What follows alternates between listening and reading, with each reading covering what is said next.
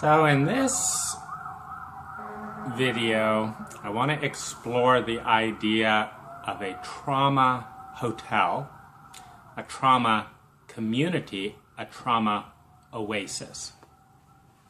And I'm happy to be here in the Pan Pacific Hotel in Manila because part of what sparked this idea is my own experience of going through the last 13 months of some of the most traumatic and intense emotional experiences of my life,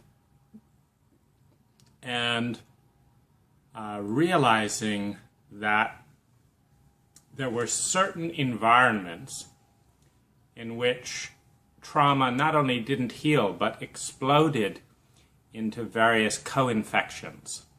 And Glaric Slutkin does a beautiful TED Talk exploring the viral nature of violence, i.e. that when we treat violence as a disease and respond to it technically and medically rather than morally, that we can heal violence and stop it from its natural pattern of one violent event spreading to others until it kind of dies out.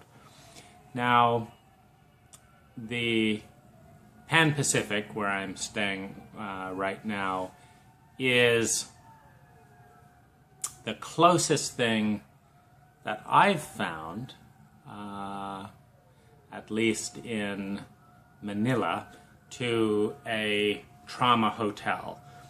And so I'll just kind of describe a little bit about some of the things that has made the Pan Pacific great, but then use that to springboard into what a hotel for people with PTSD, trauma, loss, loneliness, people who are experiencing an explosion of emotional pain, overwhelm, terror.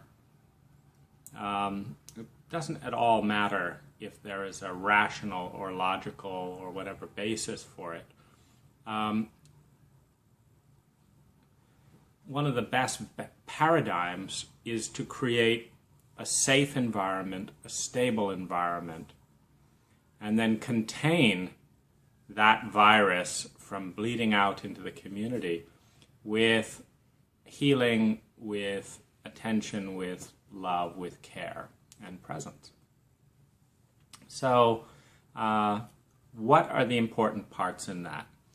Well, in my case, a number of things. Feeling understood and not needing to repeat myself or have a wide gap between asking for this, this, and this, and getting a third of it with no acknowledgement, because it's a message of invisibility. And so the Pan Pacific has done the best of all the hotels that we've stayed at addressing that, at understanding it, creating consistency. Second, noise quality in the room. At the beginning of the video, you may have heard all the sirens going by, but that's about the most noisy as it gets here. But it highlights an important thing, that noise quality is important. Again, the use of carpets in hallways,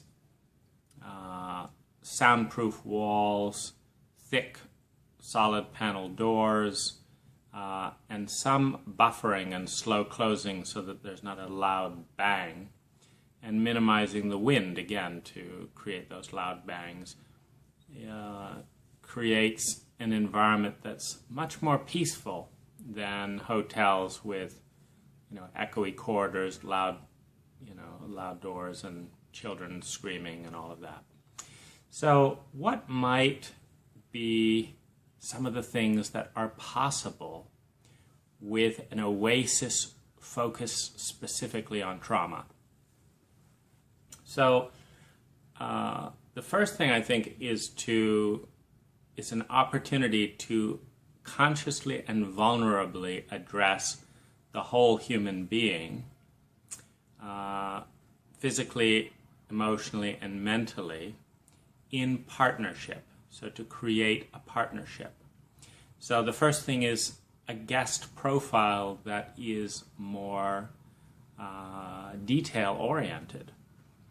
Allergy information, noise information, lighting information, preferences, temperature preferences. Just to give you an example, I feel much more comfortable when I'm quite warm, and the hotels in the Philippines start, in many warm countries, they start at a typical 22 degrees centigrade. And so you walk in chilly and then there's no heater. And, it becomes a noisy process of hair drying the room warm or steaming it warm with showers, etc. So the Pan Pacific and Diamond Hotel both bought heaters specifically for me, but probably helpful from time to time in other situations. So temperature control, lighting control. The most important thing, though, for me is a sense that the control that I need in order to feel safe is understood and welcomed, as opposed to, complained about and resented and not welcome. So really, what happens in trauma is we are overwhelmed and dissociate at a moment when it appears that our life may be in danger. And when it becomes PTSD is when that does not get repaired quickly. And there's an enormous toll on the body. There's all kinds of ripple effects. And there's, if we look at painful, lonely, shame, terror as diseases, and look at treating them that way, we can also see there's a lot of co-infections where if there's a trauma and it's not resolved immediately, it spreads out into other areas. And so the questionnaire about those things is simultaneously educating the environment and the staff. Two, it's giving the trauma survivor a stronger sense of control and being heard and feeling welcome. So these are huge. That alone, just knowing that you're welcome, can in and of itself double the value of, the value in terms of a place to cool down, as opposed to go into reaction of the reaction and just stay in a state of high cortisol, adrenal alert. The questionnaire, environments that are intentionally more quiet and more individually controlled without requiring interference. So as part of that, giving the opportunity to communicate via text only within the rooms or within the environment, text only, call only, not disturb at all, including phone calls. So just having more control over noise, the style of interaction, and having making an effort to have comfort food. For example, it's really delicious for me to have avocados, or to have an occasional goat cheese sandwich, since I have allergies to cow milk and things like that, which again, one of the co-infections that often occurs with trauma is shame about how inefficient trauma is. Particularly PTSD, it's incredibly inefficient, which means it inconveniences and disrupts the typical cultural value system that everyone's supposed to be cool and cooperate in a way to allow speed and flow and superficiality.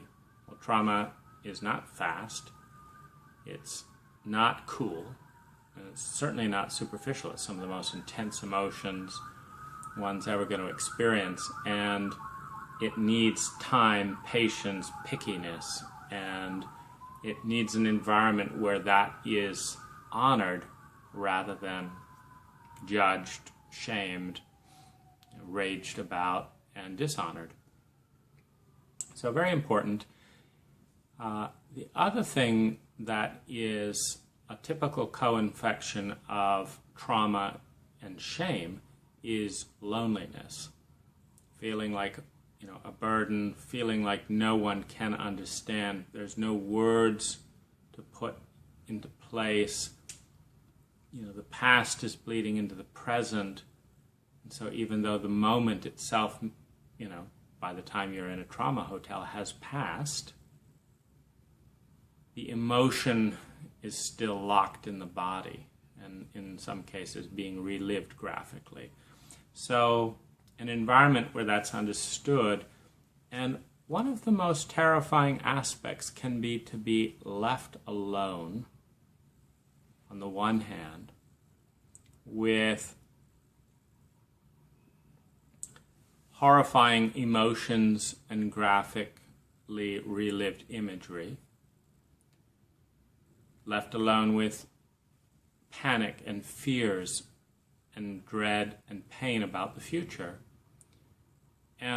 or be with people while you're going through that who are insensitive, who are abandoning through judgment, through misunderstanding, through impatience, through comments and criticisms that create this huge disparity between one of your worst moments of complete vulnerability and terror and someone else's impatient ambivalence, which is profoundly dissociative and sociopathic.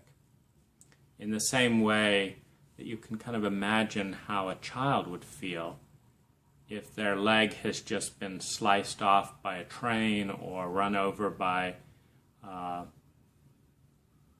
a bus, and they're bleeding and screaming on the street, and people kind of cut out that noise and just hurry by and no one responds. It's sociopathic. It's so numbing when you get the message that you have no value. No one gets it. No one cares.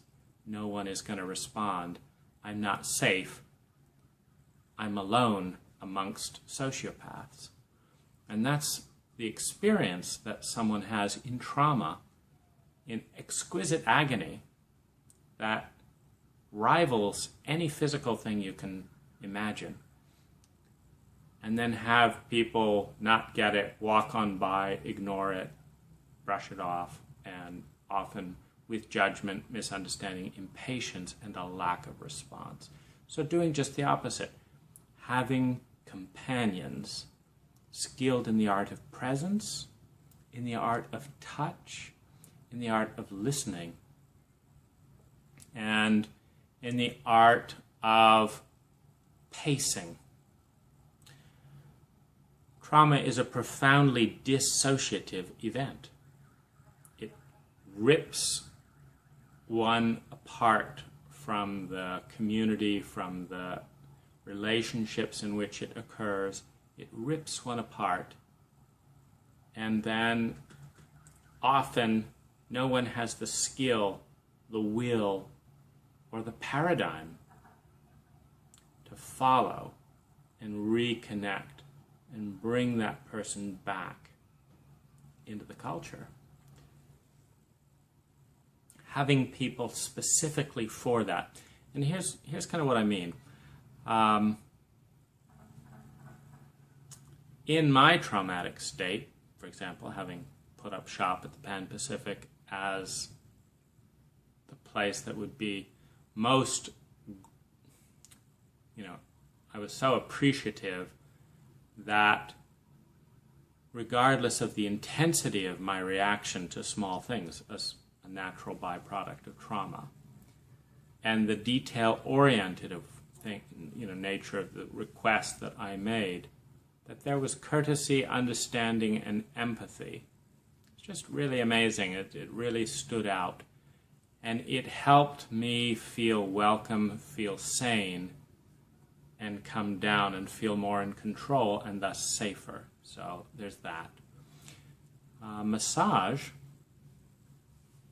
is a wonderful resource when it is attuned to the emotions and state of the person.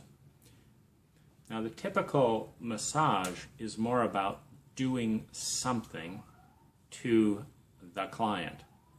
I do this. I chop like this at this speed. I do this at this speed, and that's just what I do. So if you like it, fine. If you're not, fine. It's not about you. It's about the technique. It's about the pacing that my teacher taught me in, and I just do that regardless of who I'm with.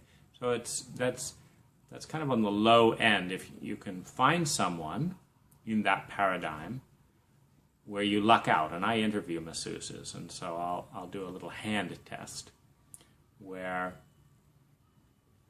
I'll ask for a hand. That's part of the test, by the way. I ask for a hand, and for those who give me the hand graciously, I demonstrate 90 seconds of the pace and intensity and presence that I want, that feels healing to me. And then I give them my hand, and I ask them to do the same thing to me, which is, again, part of the filter. And about 10% of masseuses and masseurs pass the 3 levels of this filter. There's actually 4 levels.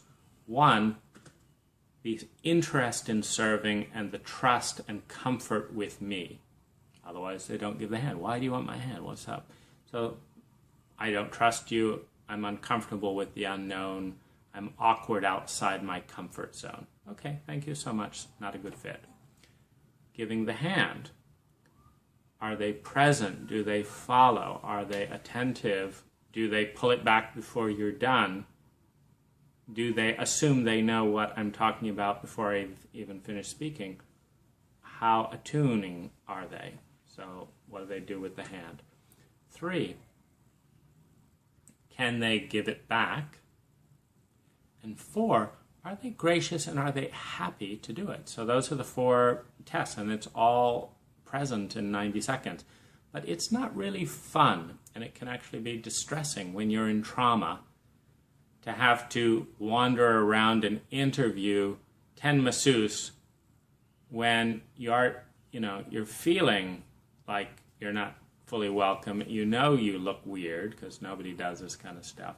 And then you've got 9 masseuses all saying as much, like, oh, that's weird, or I'm not interested in that, or oh no, we do this, and it's not fun. And it's hard to be patient, etc. So having staff that really understand the fundamental states of trauma, terror, loneliness, etc., and are more interested in you, the person, than the thing. And what I mean by that is I would way rather train a complete amateur who was sensitive, present, caring, emotional, and attentive to touch my body in a traumatic state, then I would have the finest masseuse or masseur who was not interested in learning, growing, doing, and being coached by me. It's that simple. So the staff, listening, presence, holding, just a hand, caring. Human kindness is so big in this terrain. Human love and human kindness is so big, and it's so overlooked. It's as important as a beautiful environment. It's as important as delicious food. It's as important as having a massage. It's as important as being listened to and of being physically safe. Human kindness. People that care, that want to be there because they care. And that's why they're there. And you know that the people who are there for that reason. Having control and fluidity, I think, is really important. And I'll talk a little bit about, that in two areas. One is, a lot of hotels cut off their breakfast at 10 or 10:30.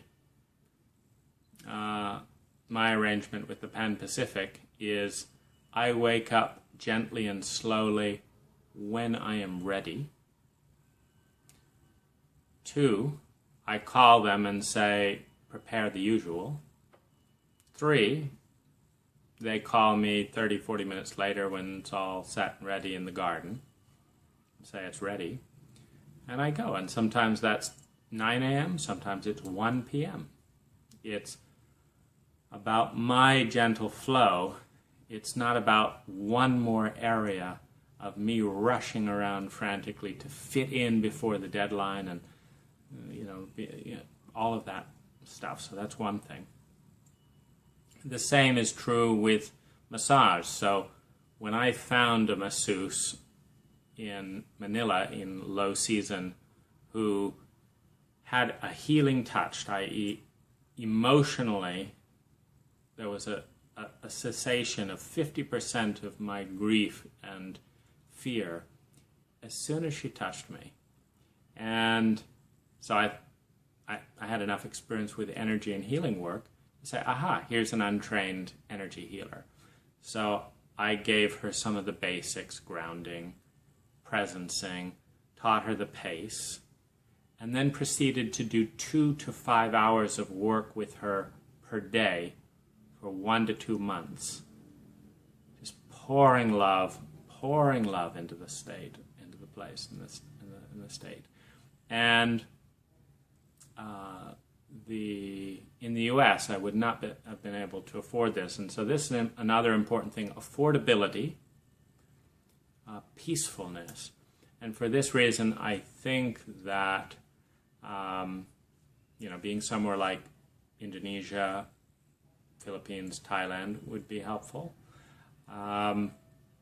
And, in this case with her, I just text her. Again, avoiding all the stress and stuff. Are you free now? She might say, in 30 minutes I'll be free, or yes, I'll be there in 5 minutes. Okay, great. And we go until it's done. It's not like, is it an hour, is it 2? It's when it feels done. These are just a few of the things that I think institutionalizing, finding sensitive, energy responsive, kind, loving people who are there for that reason. Having at least one guardian or presencer for each person 24/7. Recognizing that at least half of the value of the service and or hotel is emotional. And then bringing cultural support, because a lot of trauma is dissociative, and so the healing does not complete until you integrate again with the community. And so having a reintegrated experience with people who are in a similar frame of mind, profoundly healing. And again, the most healing thing for me recently was actually forming a beautiful relationship with a young woman who had trauma of her own, and becoming each other's protectors, allies, companions, and partners, each of us providing different parts of that mix to create a very tight bonding cocoon so that there is a positive focus to bond and move towards, rather than just a terrifying and overwhelming focus to run from. So this is as far as I've gotten on the trauma hotel, trauma center. And if you know of a place that feels this way and is like this way, I'd love to hear it. And I'm also, for now, it's just articulating the thought. At some point, it may be fun to be involved in such a thing, since I've been a general contractor, land developer. I love designing gardens. I love designing just about everything. And I really care about what it's like to be in this state for human beings who often did absolutely nothing wrong. They were just in a certain moment with a certain interaction with someone, or in a certain place at a certain unfortunate time, that saw them, just getting blasted out of their safety zone and needing to begin a long repair process in a very hectic and modern world where that's not always supported and respected. Thank you.